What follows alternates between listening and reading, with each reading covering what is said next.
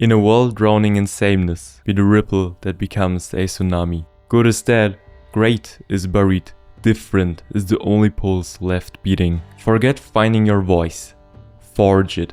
In the furnace of relentless creation, hammer your uniqueness into a blade that cuts through the noise. Unplug from the matrix of mediocrity. Let your mind wander to the unexplored territories of your consciousness. That's where the seeds of revolution grow. Your creativity isn't a gentle stream, it's a violent storm. Iterate like your life depends on it, because it does.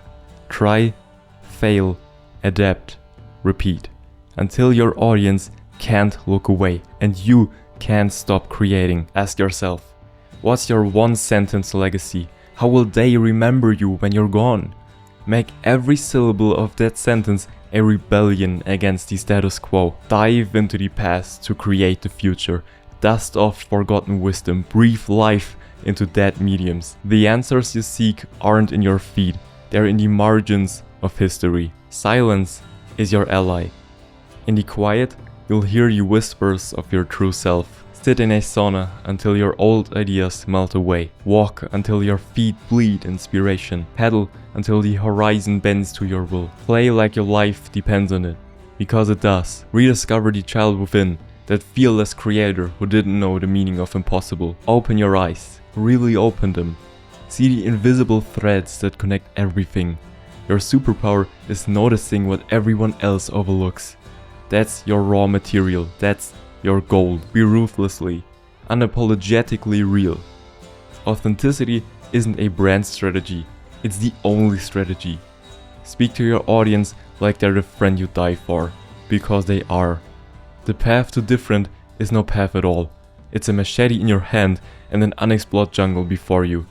Cut your way through. Leave a trail of sweat, blood, and brilliance. Create every damn day.